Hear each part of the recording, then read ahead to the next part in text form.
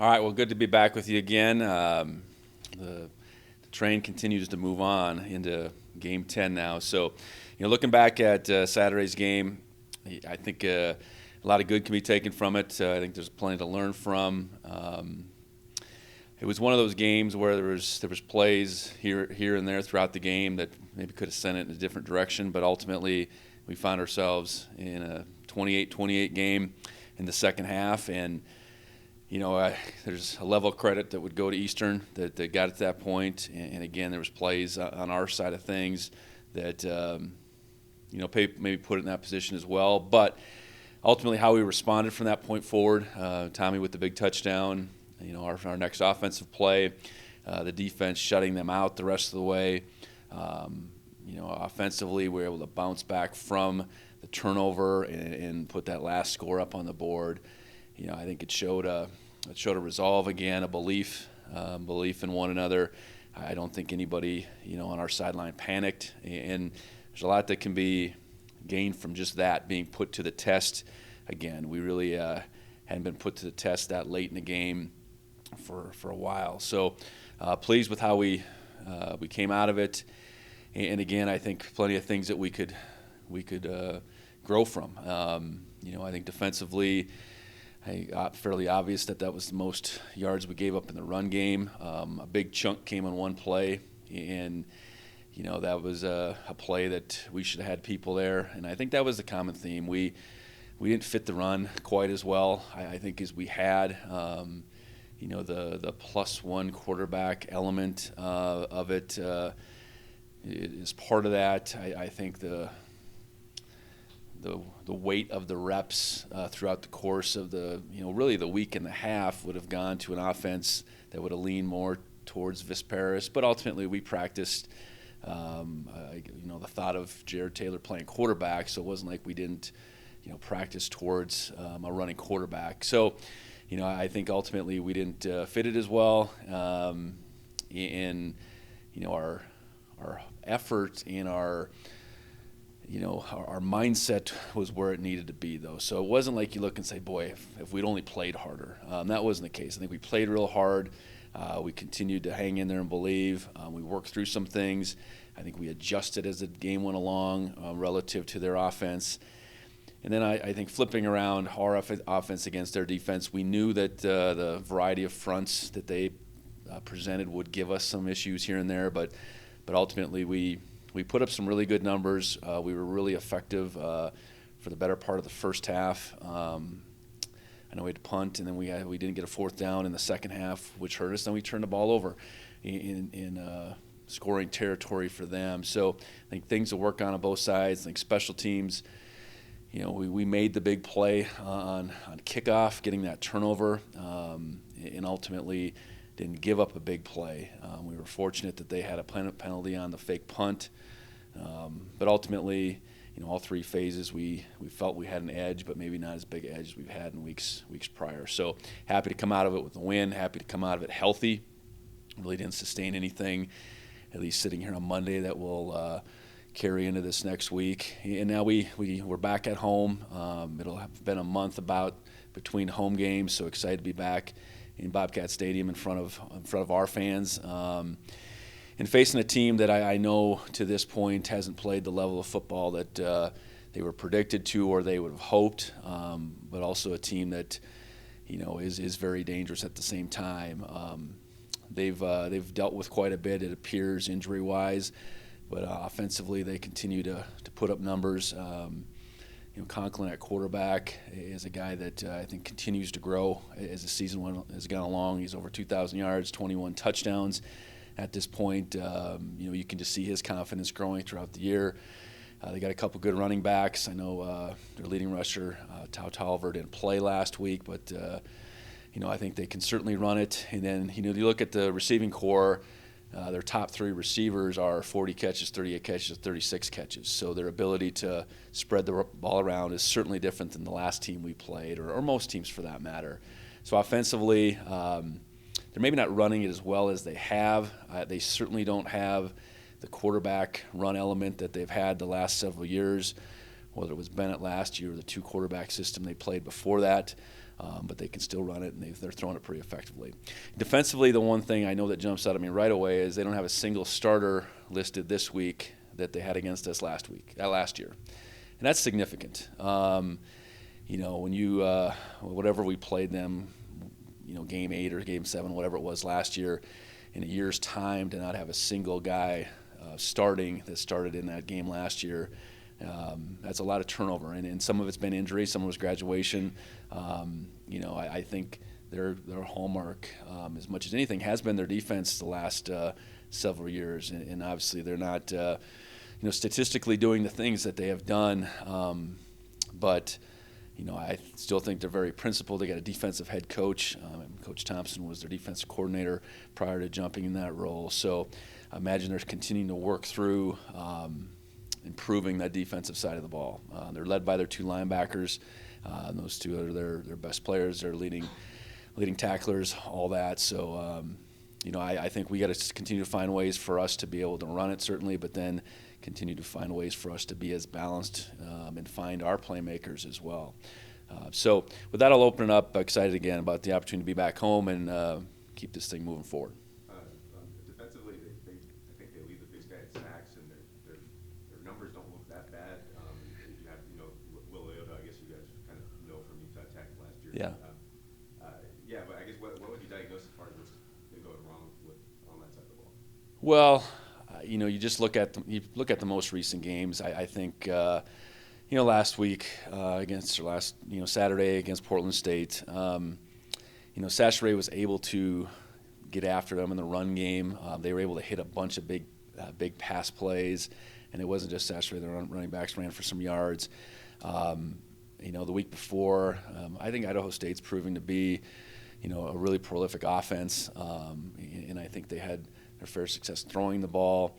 So I imagine it's the inexperience piece does show up, and they've had some real playmakers the last several years. And in particular, when you turn over a defensive line, I think that's pretty challenging, and they got a couple guys that played roles last year, but it's a pretty significant turnover. So, I don't know that it's any one thing. I know right now, where they're at. They've been taking the ball away quite a bit over the course of the year, but then they've turned it over quite a bit too. So they're on the minus side of the turnover margin, even though they have taken away quite a bit. So, again, we got to expect them to keep moving forward. And again, I'm sure Coach Thompson is doing everything he can to look at, okay, we have a running offense, a running quarterback. Okay, what do they need to fix from Saturday night? And they were big plays again. Portland State had a lot of big plays against them, and try to limit the big plays and make us really earn it. And that's we got to be prepared for that type of game. And looking back at Saturday at Eastern, it seemed like the D line kind of really stepped up in that fourth quarter when you guys got those big stops.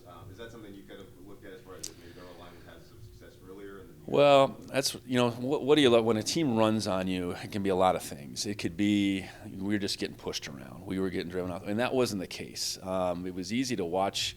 Well, it wasn't easy to watch. It was hard to watch at times, but it was easy to see. It was us at times just being out of position. And sometimes that the blame does fall on you as a defender, but sometimes the credit goes to the offense too. I know they got us out leveraged really on both of Wortham's long runs. There's 96 yards on 2 carries right there. We were technically where we should be, but we got blocked on both of them. I think there was a couple other times where, when the running back got loose, we just didn't quite fit something right. We play behind a block, and I'm talking about a handful of plays, but I really think it was Wortham's 2 rushes, and then the running back running, I think 12 carries for 70 yards. That's really what hurt us, so that's 160 some yards right there.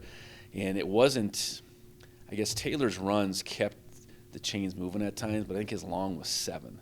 That was 25 carries. So, and I know there's a couple lost yardage plays there, including the last one, but ultimately, I thought we played well up front by and large. We were physical up front, and we disrupted him as a passer. again, we let him get out of pocket a few times, which, coming down the stretch, we're going to have to find a way to keep guys in pocket. We've been off and on, hot and cold on how that's gone. So pleased with the D-line by and large. It wasn't one of those games where you just feel like we just couldn't hold up. We held up just fine. I mean, Alec Eckert and Paul Brott made as many tackles in that game against a run as they have in any other game. So certainly a good game to build on with those guys. You mentioned the Kiwi run kind of being effective in Sac's offense this season. I guess how have you kind of seen them compensate for not having Bennett, I guess, for most of this year? Well, it changes now. You just look at their numbers. What they were able to get out of Bennett, both called quarterback runs, unscripted scrambles, was significant. He was a really good athlete. And then you look before that, we didn't play him with O'Hara, but they would put O'Hara in, and that was such a big part of their offense, their running game. So, I think there's a void there. It's obviously a running back oriented run game now. So, how do you make up for that? You throw the ball a little bit more. And beyond those three receivers, their backs are involved. I think Tao Tolliver's their fourth leading receiver. They don't have the dominant tight end from a receiving perspective that they've had in Martin from the last couple of years, but then I think their tight end is their 50th leading receiver. So I think you just see the ball spread around more. If we're talking, 10 to 15 plays a game, it just goes in a different direction. It's probably going more to the pass side. And you mentioned, coming out healthy out of Eastern and no changes to the 2 deep. That seems kind of a rarity this time of year. Yeah. How are you kind of feeling health-wise overall?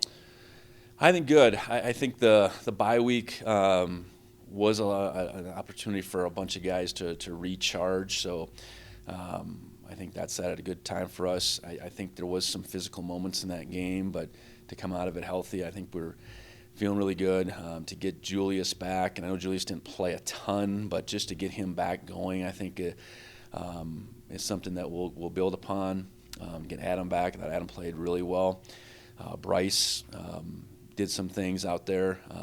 Bryce and Neal, it was really intention that they would split reps, but just they were splitting drives, and Neal I think got more plays than Bryce did. So, yeah, I think health-wise, depth-wise, just in general, a big charge has been to continue through this time to build our depth. We have lost some significant guys on defense, but we've had guys be able to step in their roles, and just as important is who's stepping into those backup roles. And I think we've identified those guys, and we've done a good job at least preparing more and more guys each week. So, yeah, as we head down to the home stretch into November here, I think we're pretty fortunate with where our health is at. I've asked about the consistency before, but you guys are on the cusp of 10-0, which has never been done before in program history. Is there anything just so special about this season that that's the way that you guys can make history on Saturday? Well, I hope it's that we don't think about things like that. I think our ability to live in the present moment has allowed us to just keep stacking these up, and I really think it has to. It's that simple, but that's really complicated. I think as you get into November, I think the stakes do rise. We have goals in this program that are beyond the 1-0, but living in that world and really going back to work each week, and it's not that we've invented that this year. I think we've talked in terms of 1-0 much more this year, but it's been how we've tried to treat each and every week, each and every opponent prior to this year in my 3 years too. So I think it's played out the way it has. We're fortunate to be in the position we are, in the last undefeated team in the FCS. So, we got to do everything we can to keep that going. So, I think our guys they've embodied it. I think they felt like coming out of last year, maybe we did get a little ahead of ourselves at times. Maybe we made some assumptions about what was out in front of us, and becoming more grounded, becoming more in the moment. We were more intentional about that going all the way back to January. Brent, I've got a non-Sac State question for you, if that's all right. Yep.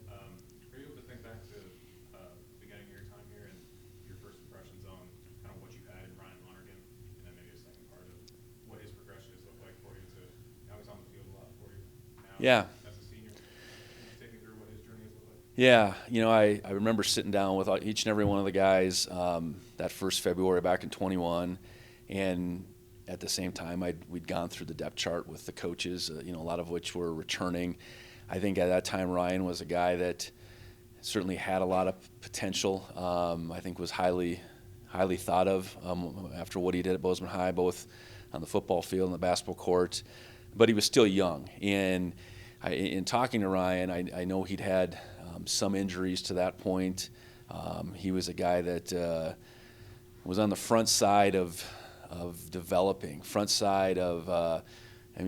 confidence. I think as much as anything, and would have had a few opportunities to get on the field in some facet in 21, but not too many. I know we leaned on Trayton and Derek and even Ryan Davis quite a bit that year. And then I think in 22, Ryan took on some really serious special teams roles, and you could see, his confidence, grow. And Trayton and Derek were still there at the same time, so.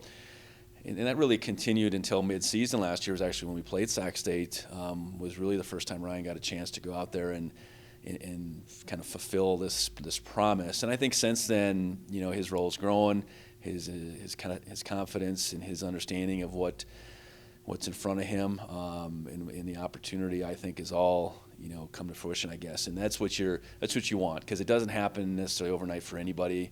Some of our guys, do get not buried in the depth chart, but they're just going to be behind some older, experienced guys, and that you can't allow that to define who you are and how you go about your business of getting better. And Ryan's dealt with not only that, but then health challenges kind of along the way, and he's really persevered. And for any team to be what we want our team to be, you need seniors that have their very best years, and you need them to be numerous. And we have the big senior class, but it's guys like Ryan that haven't necessarily played a ton until their senior year that really add to that equation, I guess. And I've been really pleased with the year he's had thus far and his leadership within that group.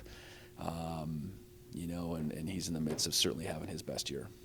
When he doesn't see field, maybe especially offensively for a good part of the time, it's a position where he's had to kind of weigh his turn. Yep. How much are you seeing him kind of embrace being a little bit more involved this year? And I don't know how many six-year guys you have on the team, but for a guy to be in his sixth year and be playing a little bit more, how much do you hope other guys can kind of maybe learn from him and he had to weigh his turn, not have to do this? Yeah, no, I think absolutely. We had a few examples of that, and Ryan's maybe the most significant example of a guy that's weighted. In a good to great program should have those stories. It should be the guy that knows it's not about him. It's about the program. If he keeps after it, he'll get his turn. And I think he's a great example of that. And I hope even within that group, we got some talented young players that aren't playing a ton. Hunter Provience comes to mind in particular as a second-year freshman. Hunter's playing, and he's playing here and there, but I hope he looks at a guy like Ryan and sees him as a really good example. So we need guys in this day and age to value being part of this program over anything else. See that their opportunity ultimately will come, and I think so much is made about playing and stats, just in our society in general with sports, more so now than ever. And at the same time, we're trying to have a program that's about team first, and it's guys like Ryan that certainly define that. And he's not the only one, but to your point, I think you're a great example for young guys that bide your time, keep working, and it'll work out for you. You mentioned Julius earlier. I guess I know kind of limited on Saturday, but what have you seen from his injury recovery process, and I guess where he's at right now? Well, I think he's in a pretty good spot, and getting out there and being tackled. We didn't do that at all during practice, so that goes back to April for him. So I think, that was a step for him, I guess, as much as anything. And he had a couple decent opportunities. He had a couple opportunities that weren't great. But going out there and taking on a true tackler versus a scout team guy that's going to tag off is a little bit a different world. So, you keep, I guess, adding to his plate.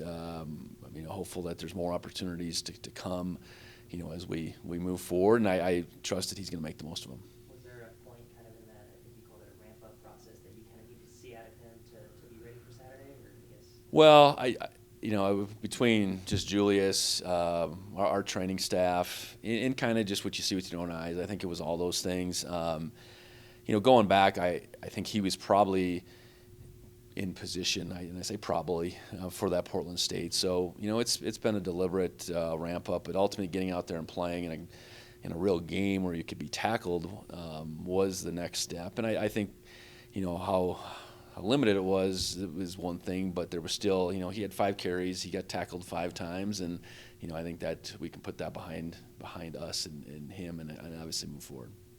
Bit off topic. We're doing a little bit of a different story in a couple weeks here, but you guys have a Montana Highway Patrol officer always with you on the roads. What's that kind of like? Do you notice it? What's that kind of? He follows you a lot, obviously. Yeah. So what's that kind of? Well, it was a program started before I got here. I do think there's the practical piece, I suppose, to the post game protection, so to speak, I guess.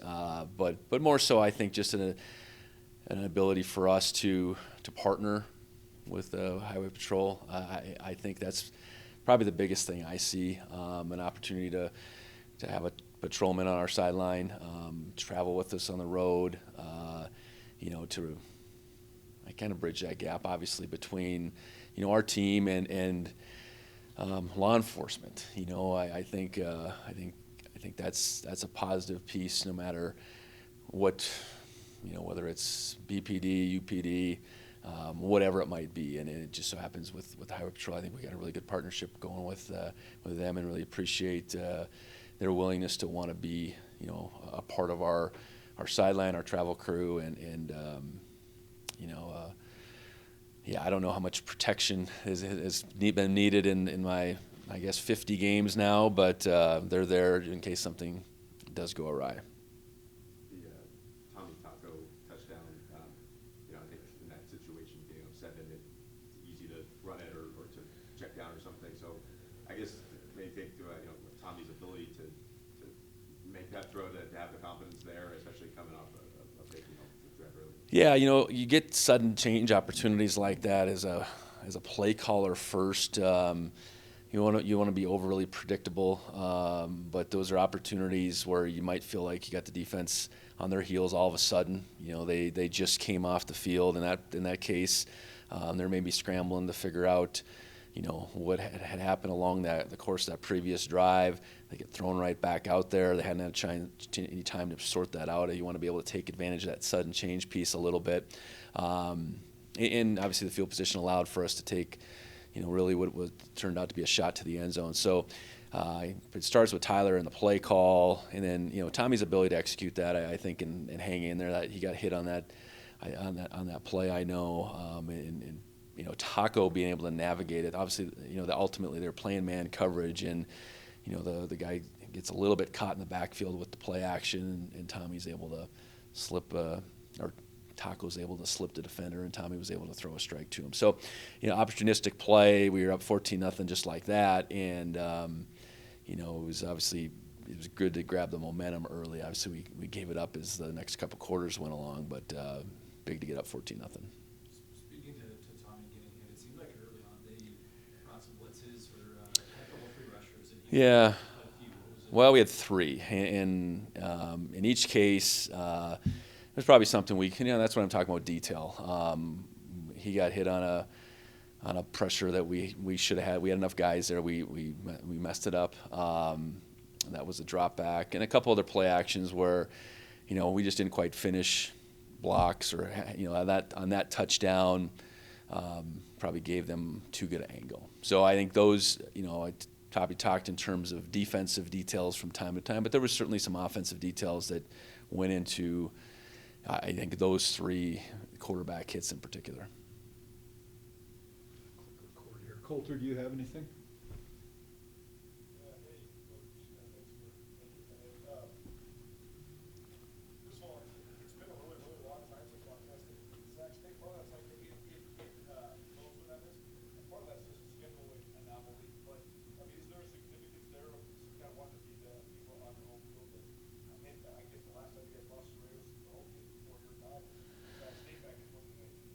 Yeah, I don't know. I wouldn't probably even think in those terms at all. I know, we've only played them once in my 4 years, and we got them last year. I think that's. I think you tend to live in the careers of these guys too. At the same time, I know we have those 6-year guys that were red shirts back in 19. So those guys probably remember it. I know Coach Daly was on that staff as well. So. I don't know. I think we tend to live in the time that we're here more than anything, and we've only played them once. I think that's, you look at a team like Eastern Washington. Now we've played 4 times. I think we've played Weber 4 times, and with these guys we've only played them the 1 time. Same goes for Davis. We've only played them once. So I think with Sac State, I think you recognize how good they've been. Through that same stretch. I think that's what you know, and while the record's fallen off a little bit this year, I think you sense that they're capable on any Saturday of breaking out of what's kind of occurred now the last few weeks, and we got to be ready for that.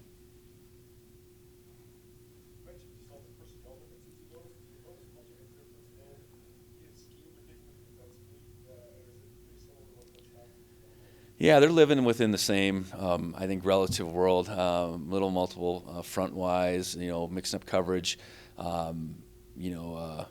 principled by and large. I say that, and we go from a week where we had no idea what we would see with Eastern. They'd shown so much over the course of even the last month. And Sac State is quite a bit different in that regard. They've again, their success has been twofold. It's been offense and defense, but I think a big part of it has been how they've played defensively. So they are not straying from that scheme. Players are different within it. I think, front experience and some of those things is certainly different. But, yeah, they've been in a pretty similar world.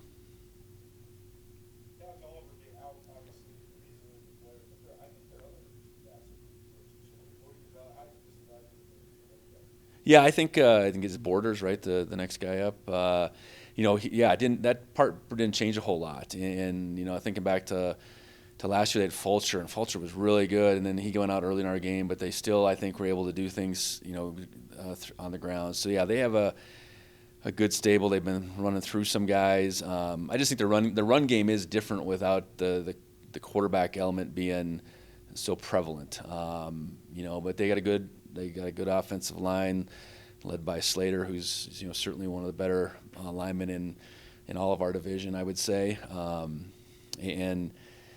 I think they've played good up front offensively, and I think more than anything, I look at the last several years, that's been the foundation for them. So the tweak in the offense comes to a point where, okay, we got a different guy playing quarterback. How do we play to his strengths, but still be able to run the ball? And I think beyond Tau Tolliver, yeah, they've been productive.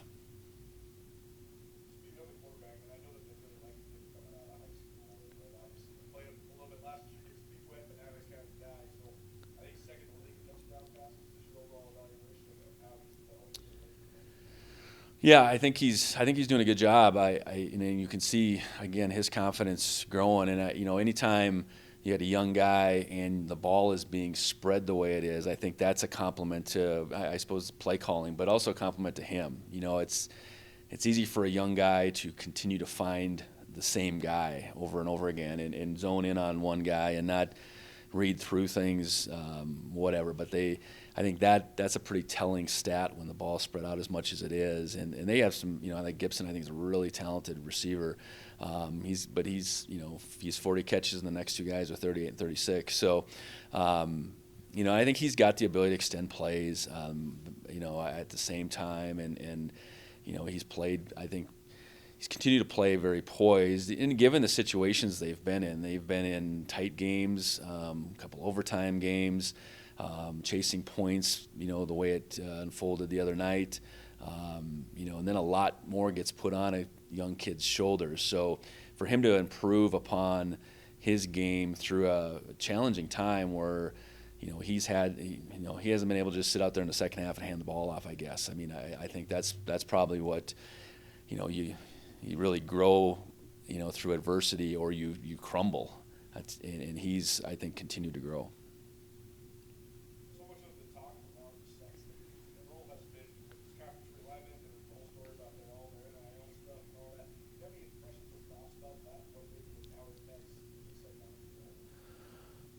Well, I think media market wise, I think where they're at, I don't know the ins and outs whatsoever, but their potential to whatever, if it's raise capital or make some bold moves is a little bit different than some of the other locations within the conference. Being in California, being a state school along with 3 other state schools that are FBS, I suppose that maybe plays a part of it.